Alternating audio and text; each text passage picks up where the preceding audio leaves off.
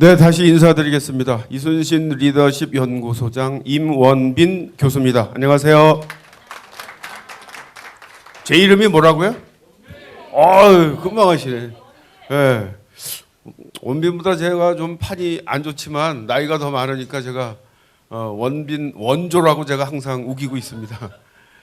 저는 해군사관학교 출신이고요. 해군사관학교 철학 교수로 30여 년 봉직을 했는데 철학하고도 동양 철학을 제가 전공을 했고 동양 철학하고도 유학을 가지고 박사학위 논문을 썼어요. 그래서 이 부분이 또 이순신 장군님하고도 연관관계가 있을 것 같아요. 이순신 장군님 유학의 나라 조선에서 배출한 인물이지 않습니까? 우리 이순신 장군님이 효자라는 거 다 아시죠? 조선은 그렇게 가르쳤어요. 부모에게 효도하지 못하는 자는 결단코 나라를 위해서 충성할 수 없다. 이게 기본 논리예요. 그래서 이렇게 관직에 종사하다가도 상을 당하면 바로 직을 끊고 이렇게 3년상을 치르는 그게 이제 조선이라는 나라 같아요. 제가 이제 그 동양 철학을 하다 보니까 이제 한문을 가지고 하다 보니까 또 병법을 공부했어요. 병법 그러면 생각나시는 분 누가 있습니까? 네, 손자. 그다가 제가 어느 날 문득 이런 생각이 들었어요. 이순신 장군님, 이분 도대체 어떻게 싸웠길래 7년여 전쟁 기간 동안 벌인 40여 회, 50여 회 해전을 한 번도 안 지고 다 이기셨을까? 여러분 한 번도 안 지고 다 이기신 건 알고 계시죠? 근데 그 이유에 대해서 제가 해군사관학교 출신이면서 또 많이 안다라고 생각했는데도 제가 합리적으로 답을 못 하겠더라고요. 그래서 제가 병법을 공부한 걸 토대로 이순신 장군님 관련된 해전을 쭉 연구를 하다가 얼마 안 지나서 깜짝 놀랄 만한 사실을 제가 발견을 했습니다. 제가 연구하게 된 계기인데요. 제가 사관생도 시절에 우리 교수님한테 배울 때는 아마 이런 관점에서 교육을 받았던 것 같아요. 이순신 장군이 위대한 리더요 장수인 까닭은 언제나 열세한 상황에서 우세한 적을 만나 싸워 이겼기 때문이다. 그러면서 우리 교수님이 들어주는 대표적인 해전 사례가 여러분 다 잘 아시는 한산해전, 명량해전입니다. 한산해전을 봐라. 거기 참전한 조선수군의 함선 척수는 50여 척밖에 안 되는데 일본의 경우는 70여 척이 넘었다. 50여 척 대 70여 척.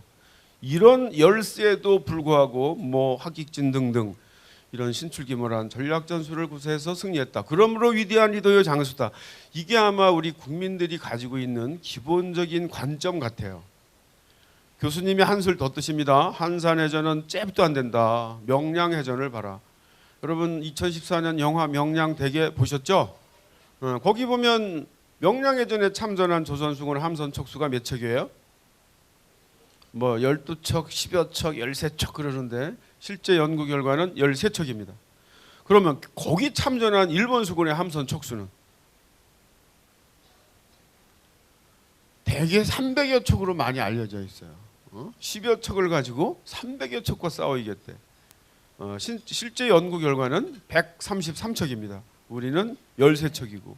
아니 그래도 그렇죠 여러분. 13척을 가지고 133척과 싸워서 어떻게 이겼대요? 영화 보셨으니까 궁금증이 다 풀리셨나요? 저는 더 궁금하더라고요. 그래서 그 당시 사람들도 이 명량해전에 대해서는 굉장히 궁금했던 것 같아요. 도대체 어떻게 이겼지? 기록을 보면 임금 선조도 궁금했어요. 이기긴 이겼다는데 10여 척을 가지고 300여 척과 싸워 이겼다는데 도대체 어떻게 이긴 거야? 이러다 보니까 이제 이 명량해전은 이렇게 점차 시간이 지나면서 전설화, 신화화되는 현상을 보이더라고요. 그래서 이제 조금 시간이 지나니까 실제는 13대 133인데 조금 지나니까 아니래. 일본의 함선 척수가 300여 척이었대. 조금 지나니까 아니래. 500여 척이었대. 600여 척이었대. 1000척이었대. 나중에는 부지기수였대. 그 수를 헤아릴 수 없을 정도로 무지무지하게 많았대. 우리는 10여 척 고정돼 있어요. 여기에 함정이 있습니다. 우리가 상식적으로 그냥 이렇게 봤을 때 위대한 리더 장수는 이 열세의 갭이 크면 클수록 이순신 장군님은 훨씬 더 훌륭한 리더요 장수다. 이게 지금 밑바탕에 깔려 있어요. 그렇습니까? 안 그렇습니까? 예, 13대 133척 이긴 것보다는 500척, 600척과 싸워 이긴 게 훨씬 훌륭한 것 같잖아요. 여기 함정이 있어요. 제가 볼 때는. 그런데 제가 임진왜란 첫 해에 벌어진 해전 사례를 쫙 정리를 해봤더니 아닌 거예요. 이순신 장군이 언제나 열세한 상황에서 우세한 적을 만나 싸워 이겼다고요? 언제나 일당백하는 무협지의 주인공 같은 그런 리더라고요? 아니더라고요. 깜짝 놀랐어요. 명량해전만 열세예요. 명량해전 누가 봐도 열세 아닙니까? 13대 133. 그런데 명량해전 이외의 거의 대부분의 해전은 이순신 장군이 중심이 된 조선 수군의 함선 척수가 일본보다 훨씬 많더란 말이에요. 그래서 제가 금방 알았어요. 뭐가 잘못됐는지. 제가 병법을 공부 안 했으면 몰랐을 텐데 금방 알았어요. 뭐가 잘못됐는지. 여러분 관점이 잘못됐더라고요. 그래서 제가 관점을 이렇게 바꿔봤어요.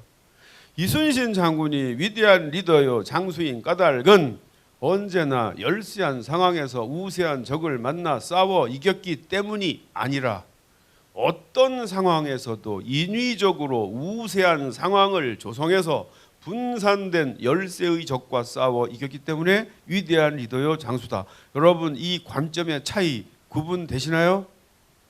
한마디로 1대 10, 1대 20, 1대 30의 열세한 상황에서 뭐 어떻게 용전분태해서 싸워 이겼기 때문에 훌륭한 리더라는 겁니까? 아니면 싸우기 직전까지 어떤 방식으로든 10대 1, 20대 1, 30대 1의 우세한 상황을 만들어 놓고 싸웠기 때문에 훌륭한 리더라는 겁니까? 여러분 후자예요.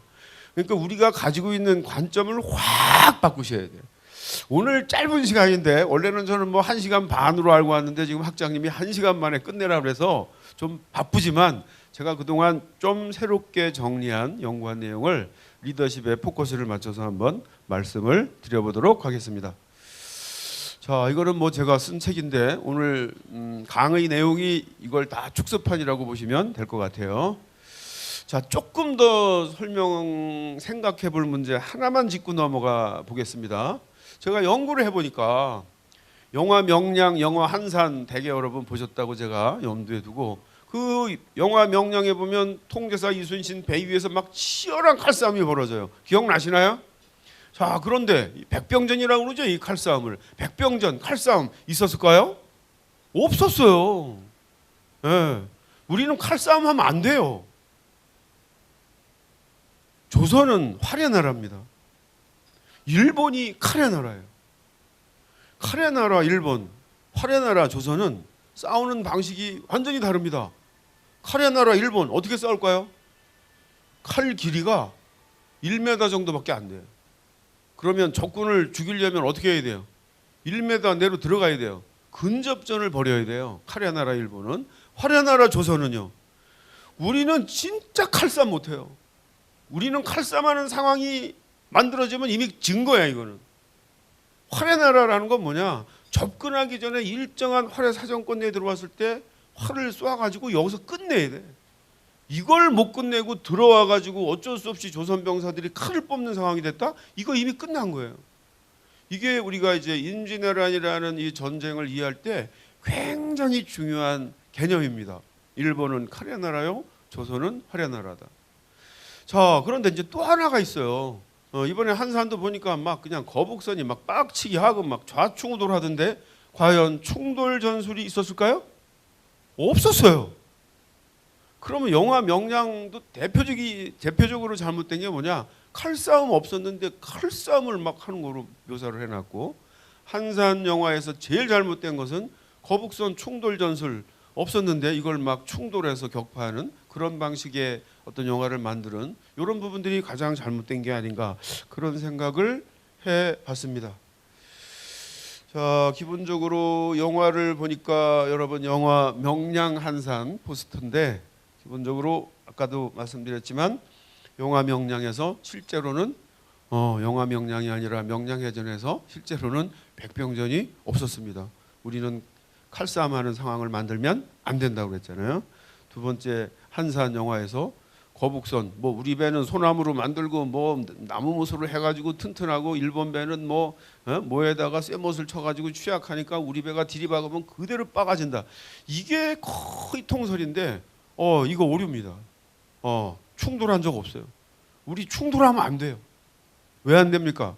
충돌하면요, 우리 배가 견고하기 때문에 일본 배가 좀 더 파손될 수는 있어요. 그러나 그거로 끝나는 게 아니에요. 충돌이 되면 두 배가 이렇게 접해지잖아요. 그래요, 안 그래요? 그럼 그 다음에 어떤 양상의 전투가 벌어질까요? 네, 백병전이 벌어지는 거예요. 그 우리가 칼싸움 못하는데 왜 그런 상황을 만들어 주냐 말이에요.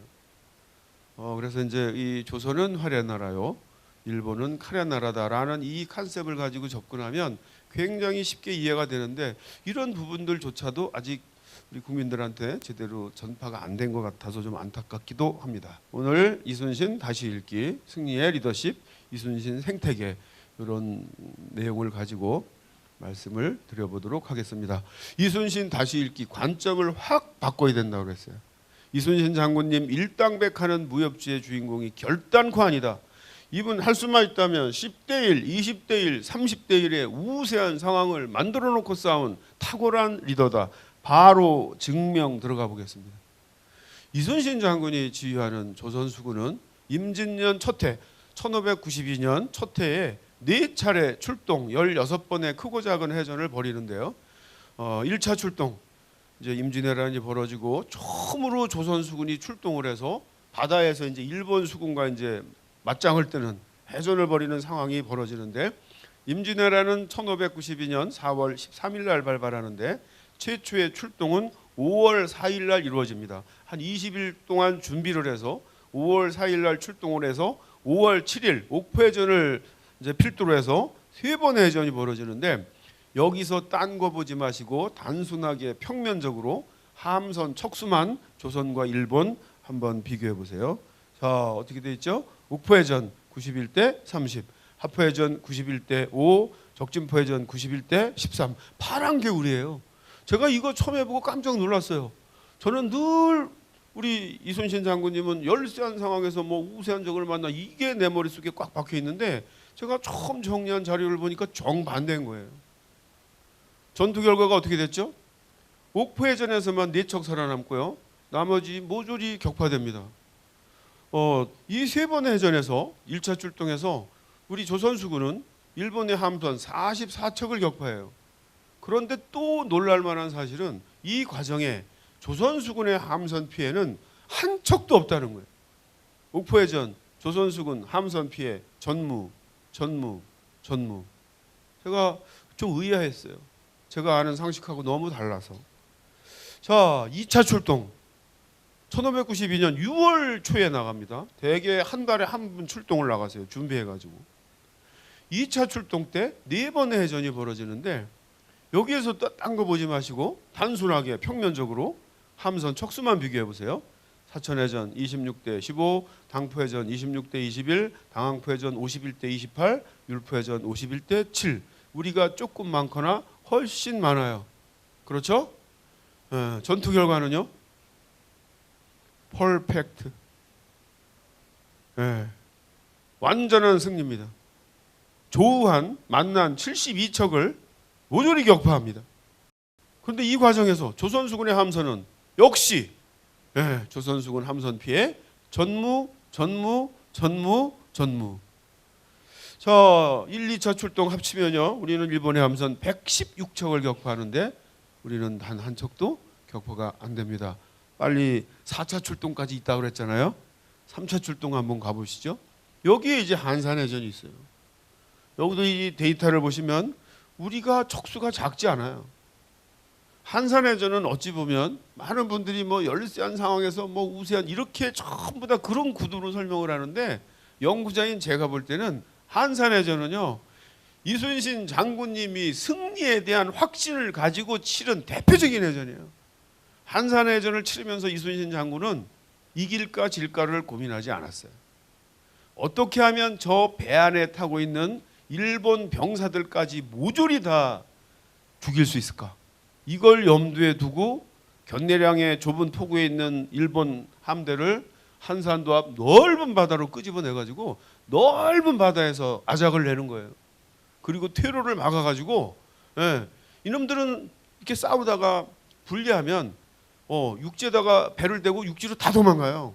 일본 수군들이 그렇게 주로 많이 했어요. 이순신 장군님이 그걸 염두에 두고 한산도 앞 넓은 바다로 끄집어 나와서 여기서 싸우면 이놈들이 도망을 가더라도 옆에 있는 한산도로밖에 도망가지 못한다. 그런데 한산도는 그 당시에 무인도입니다. 사람이 안 살아요.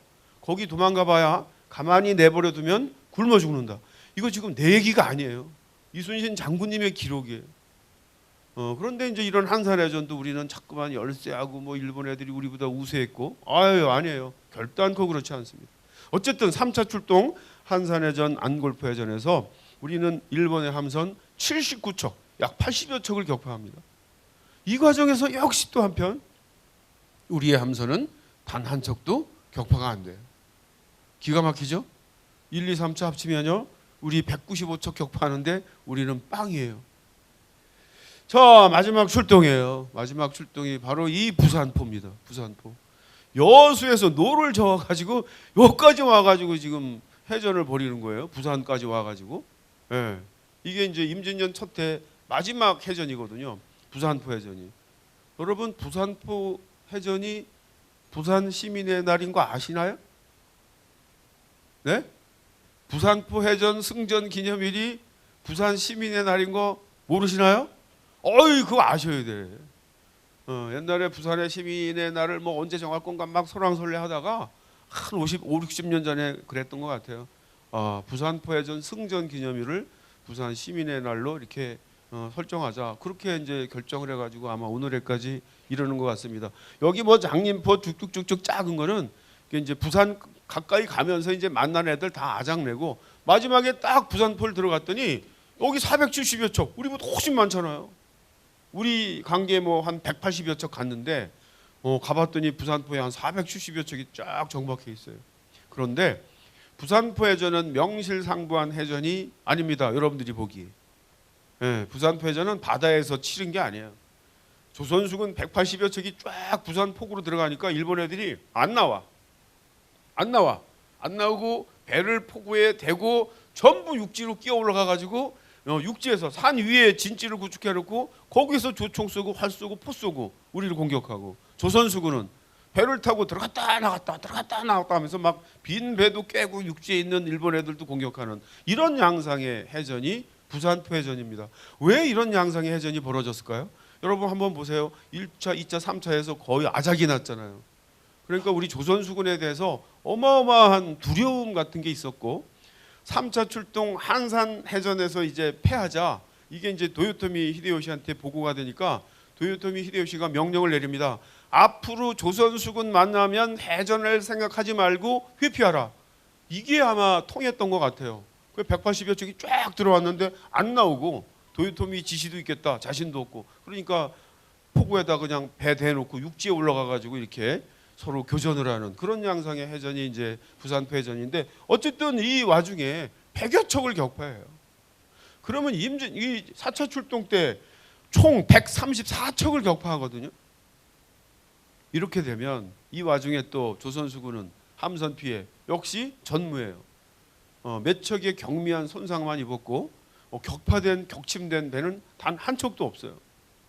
이렇게 보면 임진년 첫 해에 1592년 임진왜란이 벌어지는 첫 해에만 4차례 출동 16번의 크고 작은 해전에서 우리는 일본의 함선 330척 이상을 격파합니다. 그런데 우리는 단 한 척도 격파가 안 된단 말이죠. 이런 정도로 이순신 장군님 뭐 훌륭하다는 건 다 아셨는데 이 정도일 거라고는 잘 모르셨지 않습니까? 그렇죠? 박수 한번 치셔야 돼. 제가 군인 출신인데 동서고금을 막론하고 세계 해전 사상, 전쟁 사상 이런 결과는 없어요. 이 당시 전투 양상은 대량 사륙전이에요. 사륙전. 걸리면 깡그리 죽이는 그런 아주 그 무자비한 아주 양태 전투 양상인데, 이런 해전에서 이 결과는 10대 빵 아닙니까? 10대 빵. 보통 전쟁에서 6대 4로 이겨도 잘한 거고요. 7대 3으로 이기면 엄청 잘한 거고요. 8대 2로 이기면 이건 거의 압도적으로 이긴 건데 이순신 장군님은 10대 빵으로 이겼단 말이에요. 그러면 이제 궁금한 게 여러분들 생기셔야 돼. 역사 시간에 어떻게 배웠어요? 아무도 전쟁 준비 안 하고 임진애 뭐 일본 애들은 막 전쟁 준비해서 쳐들어왔는데 우리 조선은 말이지 아무도 제대로 전쟁 준비 안 하고 맨날 동인이다 서인이다 당파 나눠 가지고 권력 다툼이나 하고 고모양 고꼴로 있다가 침략을 당해서 20일도 안 돼 가지고 수도 한성 뺏기고 임금 선조는 의주로 도망가는 뭐 이런 방식의 어떤 그 역사 공부를 여러분들 하시지 않았나요? 그래서 굉장히 이렇게 환기 돌이키면 기분이 안 좋으시지 않아요? 그런데 수군의 경우로 보면 수군의 상황을 보면 우리가 알고 있는 상식하고 너무너무나 다르지 않습니까? 제가 결론부터 말씀드리면 지상군, 육군은 준비가 미흡한 게 맞지만 수군의 경우는 우리가 알고 있는 것부터 상상을 초월할 정도로 고려 말 이래 200여 년 동안 외구의 침략에 대비해서 나름대로 착실한 전쟁 준비가 있었다. 여러분 전쟁 준비 없이 어떻게 아무리 이순신 장군님이 뛰어나다라고 해도 그렇지 어떻게 330대 빵을 만드냐 말이에요. 자, 그래서 이제 여러 가지 생각이 드시겠지만 되게 큰 두 가지 정도의 의문점을 여러분들이 가지셔야 돼요. 일본 애들이 우리보다 함선이 훨씬 많을 텐데 그런 생각 안 드세요? 일본의 함선 척수가 우리보다 훨씬 많을 텐데 몇 척이나 될까요? 기록에 의하면 최소 500여 척에서 많을 때는 1000여 척까지 들어옵니다. 여러분 기본적으로 이제 대마도에서 부산포까지 지상군 약 14만, 15만을 실어 날르려고 그러면 그게 뭐 전투함이든 수송선이든 관계가 없지 않습니까? 함선 측면에서 보면 평균 한 700여 척이 부산포 주변에 이렇게 쫙 포진해 있단 말이에요. 임준년 중후반 기준으로 조선수군의 함선, 전투함, 거북선, 판옥선 다 끄집어내면 대개 한 70여 척 정도 돼요. 만약에 일본의 함선 700여 척이 넓은 바다로 다 나오고 조선의 함선 70여 척이 넓은 바다로 다 나와서 70척과 700척이 맞짱 뛰면 우리가 이긴다는 보장이 없어요. 어떻게 70척을 가지고 700척과 싸워 이긴다는 보장을 합니까? 우리보다 10배 이상 많은데. 그런데 리더 이순신은 어떻게 했길래 자신보다 일본의 함선 세력이 10배 이상 많은 상황임에도 불구하고 구체적인 해전 국면에 가보면 척수면에서도 우세한 상황을 만들어 놓고 싸웠을까? 여기에 주목해야 돼요. 맞습니까? 안 맞습니까? 그렇죠. 네. 이게 이제 뭐 리더십의 차원에서 보면 저는 이게 리더가 갖춰야 할 첫 번째 요소라고 생각을 해요. 이게 실력입니다. 리더에게 제일 중요한 거 하나만 꼽으라 그러면 실력이에요. 실력이 있어야 그 조직을 잘 이렇게 단도리를 해가지고 목표를 성취할 거 아니겠습니까? 그래서 우리가 첫 번째로 여기 한번 주목을 해보셔야 되는데 또 한편 그럼에도 불구하고 이 330대 빵의 이 결과를 단순하게 위대한 리더 이순신의 개인적인 역량만 가지고 이 330대 빵 이 결과가 여러분 합리적으로 이해가 설명이 됩니까? 뭔가 다른 요소가 또 있는 것 같지 않아요? 리더 이순신도 훌륭했지만 뭔가 다른 요소가 또 있을 것 같지 않아요? 있었어요. 어떻게 330대 빵이 나오는데 우리는 단 한 척도 격파가 안 되냐 말이에요. 여러분 전쟁 승패에서 무기가 엄청 중요해요. 무기. 승패를 가늠하는데 무기가 엄청 중요해요. 이걸 설명하는 가장 중요한 게 뭐냐면 우리는 일본 함선을 격파할 수 있는 천자, 총통, 지자, 총통이라고 하는 요즘으로 따지면 함포를 사용을 하는데 일본 수군의 경우는 천만다행으로 대형 화약무기 대포를 화포를 이 배 위에서 적극적으로 구사를 못했어요. 일본 수군은 해전이 벌어지면 어떻게 싸우냐 하면 기본적으로 원거리에서 조총이나 활을 쏘다가 쏜살같이 조선배에 붙어가지고 기어 올라와서 백병전 칼싸움을 벌이는 게 얘네들의 기본적인 해전 전술이에요. 반면에 조선은 기본적으로 일정한 거리에서 천자 총통, 지자 총통 포를 가지고 일단 격파 사격을 해요. 그 다음에 한 발, 두 발 맞아가지고 이제 이게 당시 포는 터지는 포가 아니에요. 안 맞으면 아무 소용이 없어요. 요즘은 포가 날아가면 포탄이 터지잖아요. 옛날 포는 그런 게 아니에요. 화약의 힘으로 앞에 쇳덩어리를 집어여가지고 화약의 힘으로 빵 쏘면 쇳덩어리가 나가가지고 배를 빵 쳐가지고 구멍을 내는 거예요. 두드려 깨는 거예요. 맞으면 엄청나게 효과가 있는데 안 맞으면 아무 소용이 없어요. 그런데 대개 맞아요. 그리고 옆구리 한 대 맞으면 치명적이에요. 왜? 옆구리에서 뭐 하죠? 노를 줬잖아요. 예, 이게 별거 아닌 것 같은데 옆구리 한번 빵 맞으면 이 기둥이 불능해져요. 그러니까 이제 일정한 거리에서 이제 우리가 그다음에 잘하는 게 뭐라 그랬어요? 활을 기가 막히게 쏴요. 포를 한 방 싹빵 쏴가지고 타격을 입힌 다음에 우왕좌왕하는 놈들을 일정한 거리에서 접근하지 않고 활을 쏴가지고 깡그리 죽여버려요. 얼마나 활을 잘 쏘는지 몰라요. 예. 이순신 장군님만 명궁이 아니에요. 조선은요 문관 무관이 전부 활에 아주 명사수예요. 국가 스포츠입니다. 활은 기본적으로 문인이든 무인이든 이렇게 중요한 게 활이에요. 그래서 우리는 원거리에서 끝내는 거예요. 이게 만약에 붙었다 그러면 330대 빵이 절대로 나올 수가 없어요.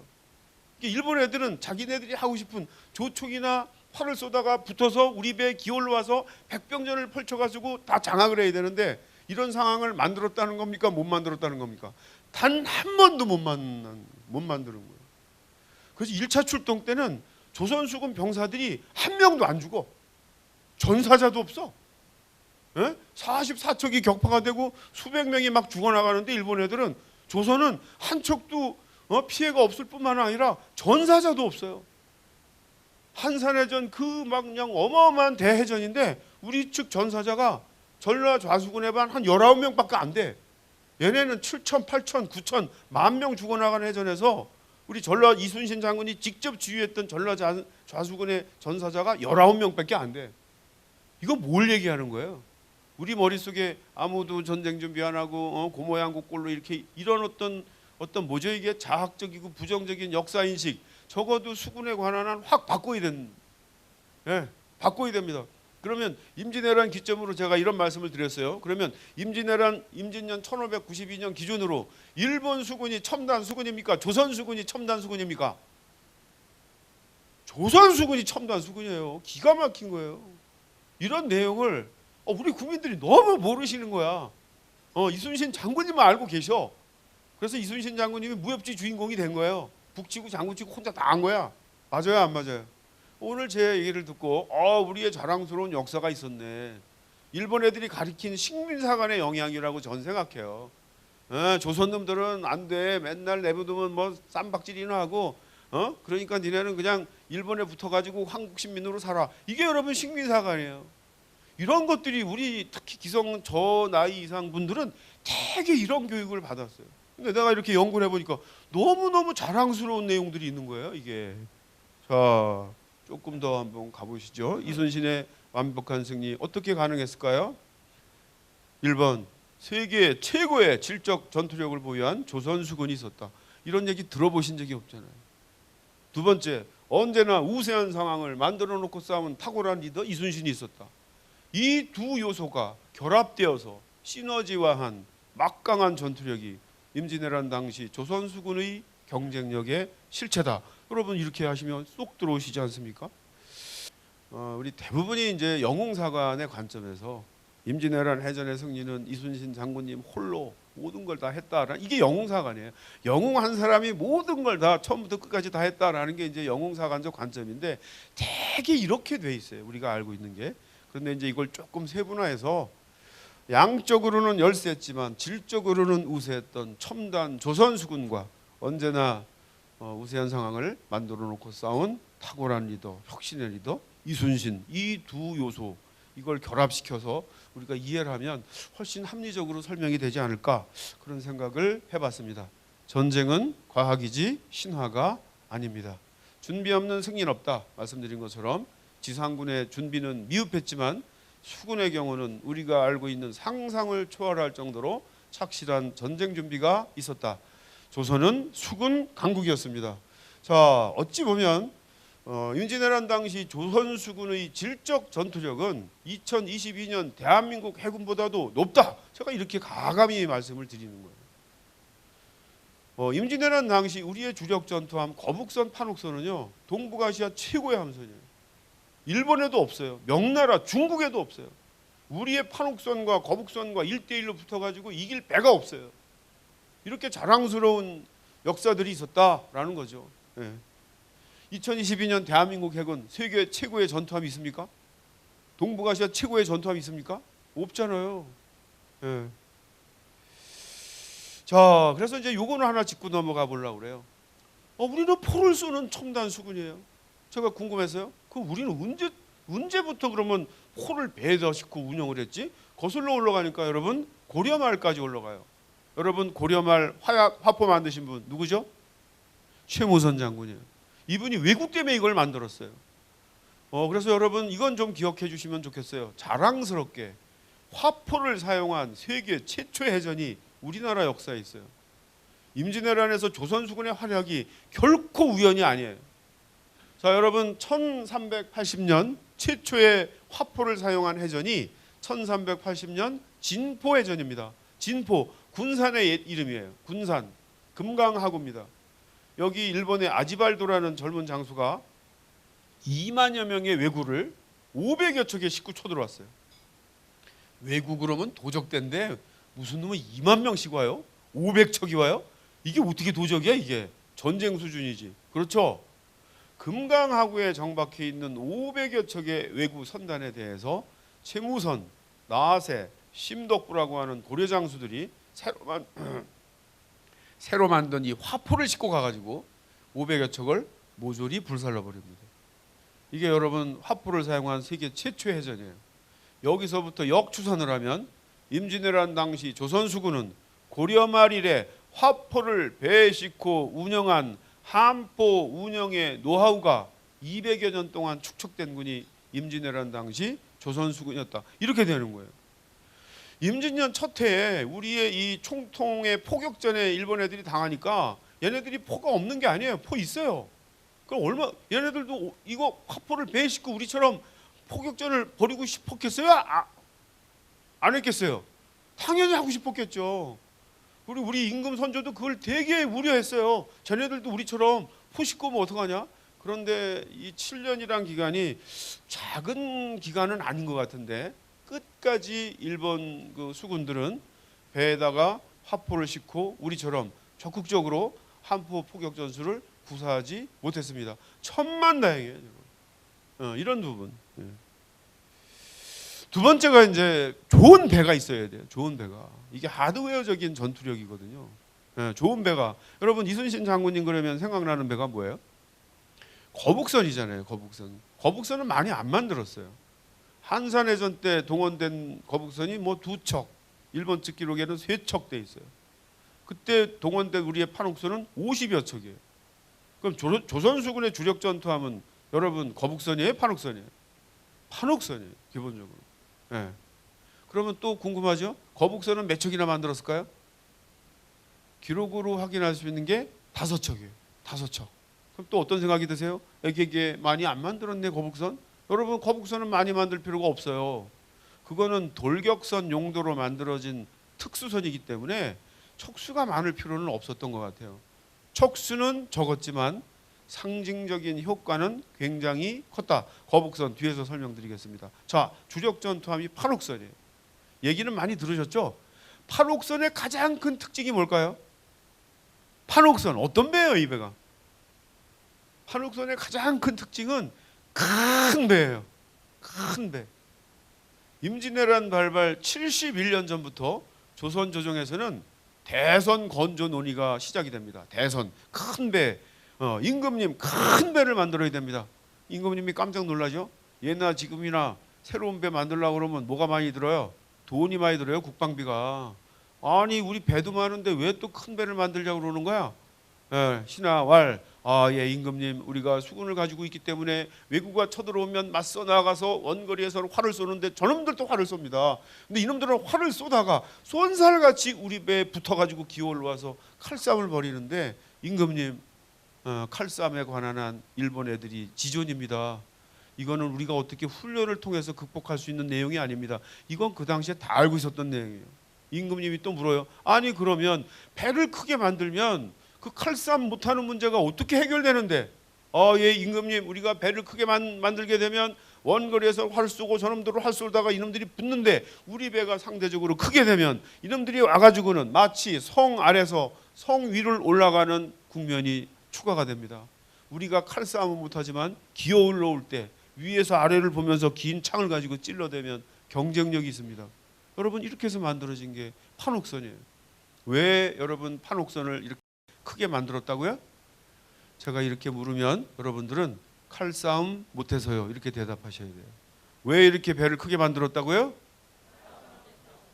응용 문제 냅니다. 거북선 머릿속에 그려보세요. 거북선 뚜껑을 왜 덮었을까요?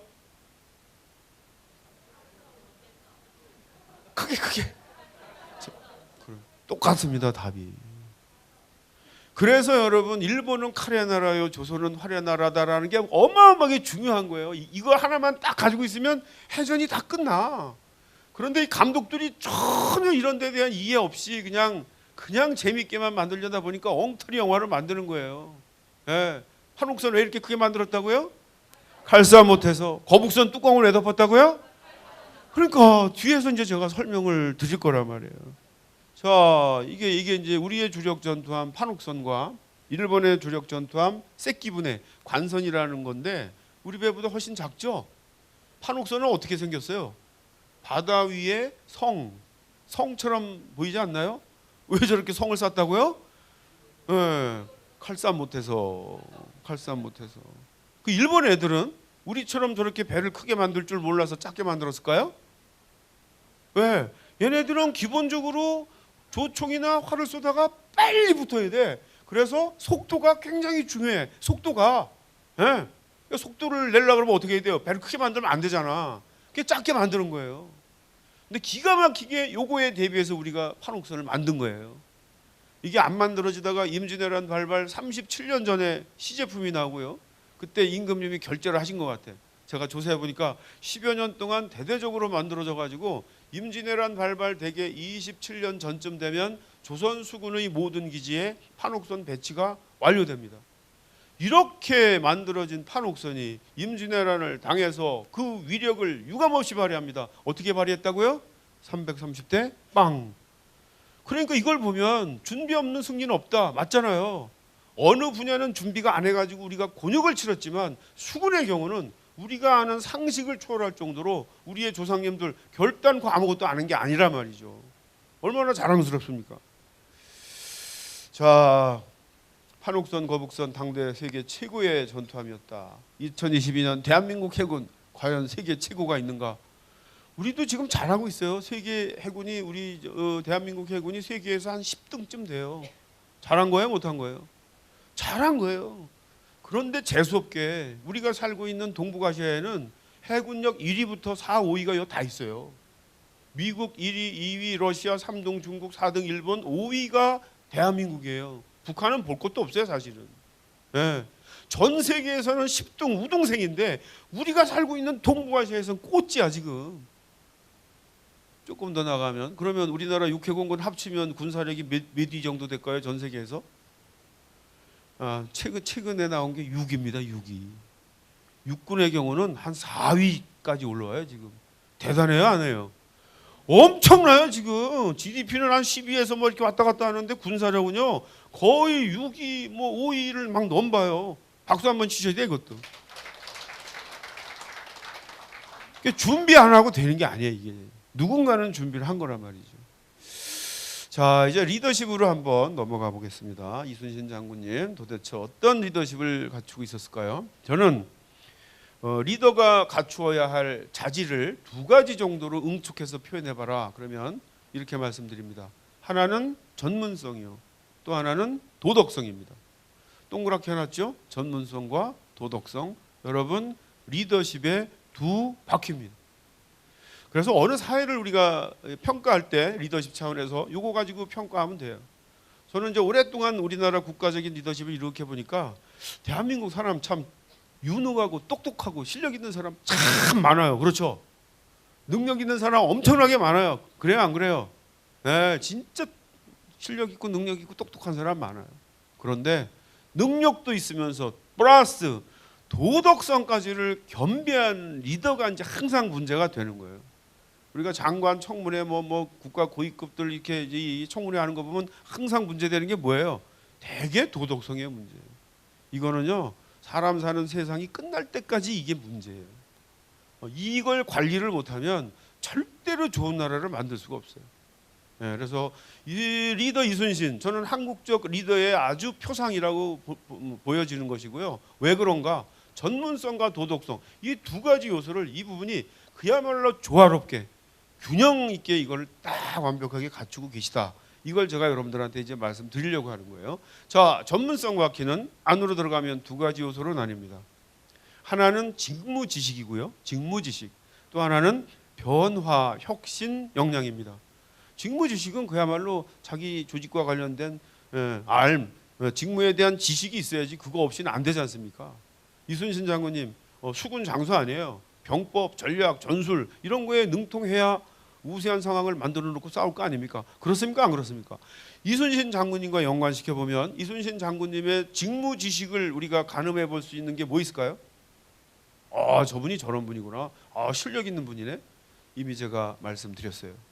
리더 이순신은 도대체 어떻게 했길래 자신보다 일본의 함선 세력이 10배 이상 많은 상황임에도 불구하고 구체적인 해전 국면에 가보면 척수면에서도 우세한 상황을 만들어 놓고 싸웠을까?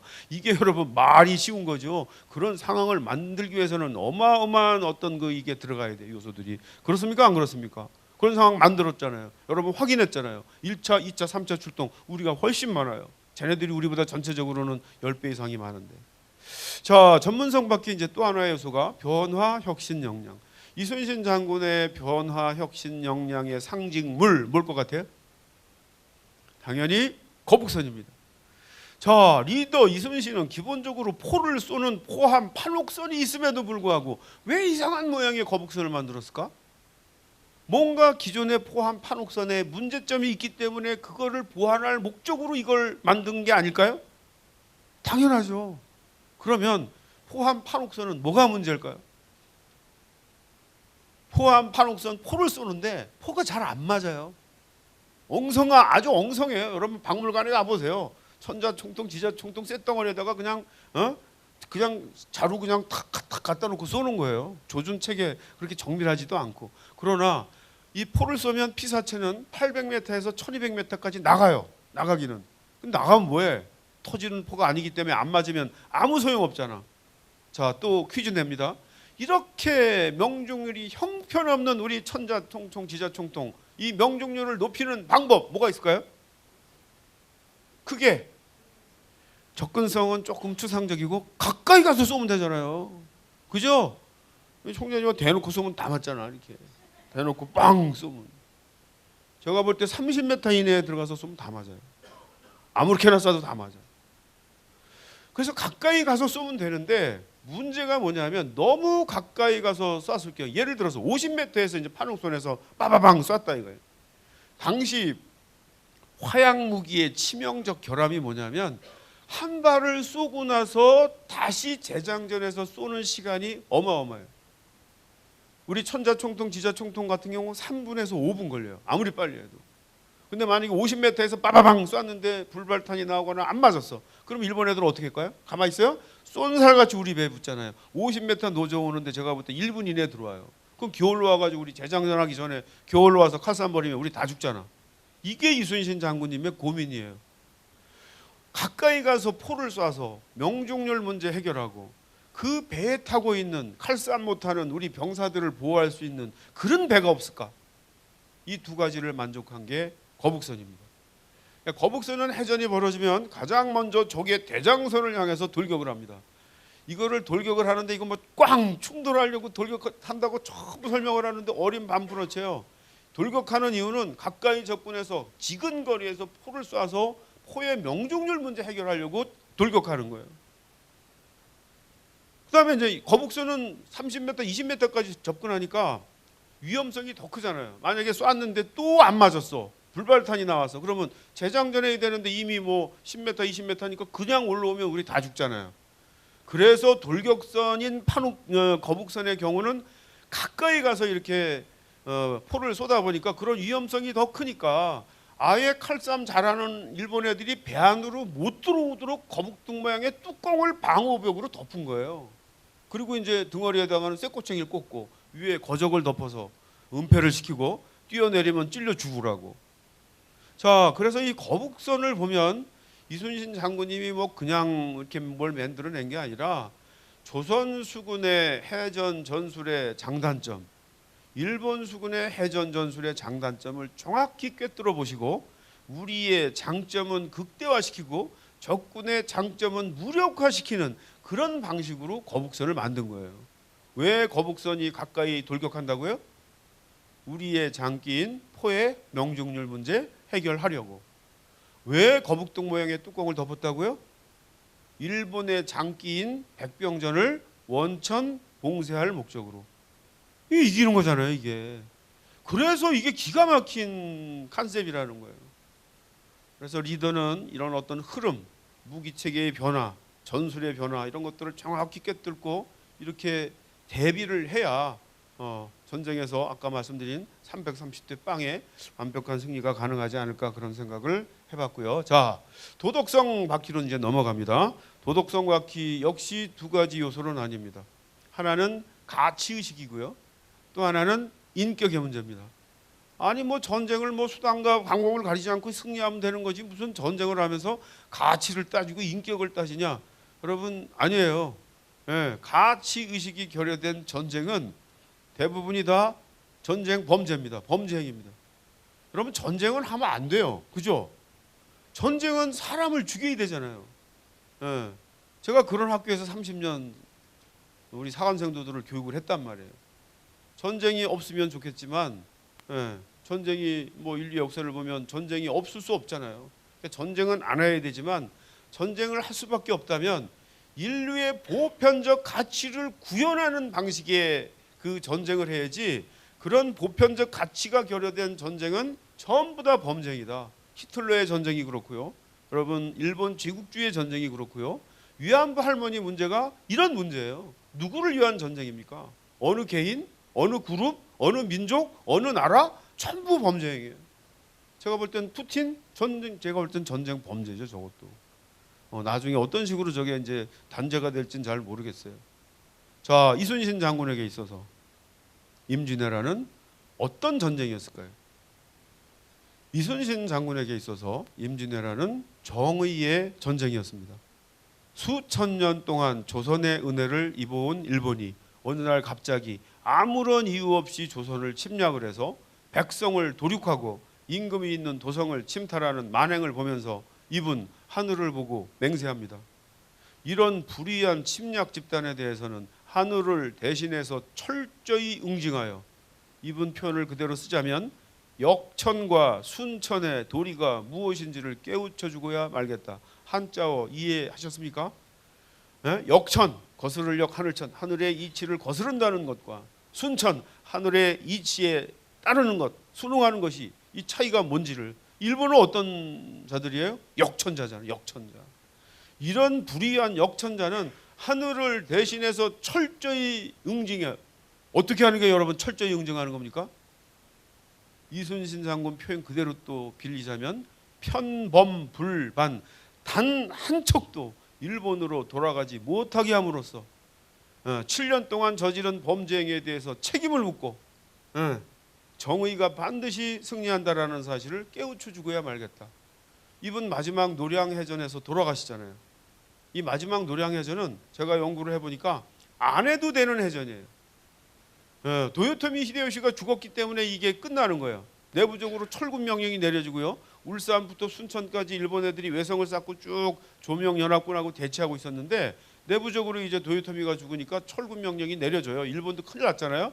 권력의 공백기가 생겼으니까. 다른 데는 다 돌아가요. 아무 저항 없이. 그런데 순천에 있는 여수 순천에 있는 소수행장 부대만 조명수군 연합함대가 퇴로를 봉쇄했기 때문에 여기서 이제 마지막으로 벌어진 게 노량해전이에요.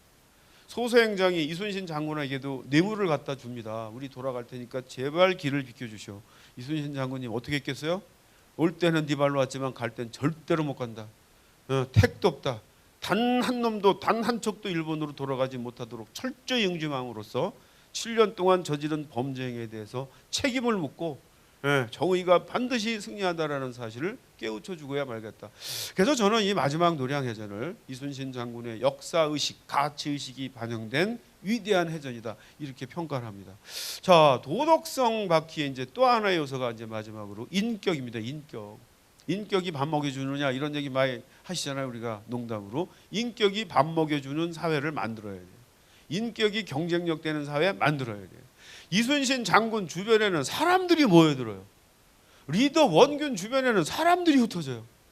이순신 장군 주변에는 기라성 같은 전문성을 지닌 지휘관이 모여들고요, 참모들이 모여들고요, 군관들이 모여들고요, 의병들이 모여들고요, 스님들, 승병들이 모여들고요, 백성들이 모여들어요. 한산도에 백성들이 막 인산인해를 이뤄요. 어떻게 이런 일이 벌어졌을까? 반면에 리더 원균이 통제사 위치에 있을 때는 다 흩어져요.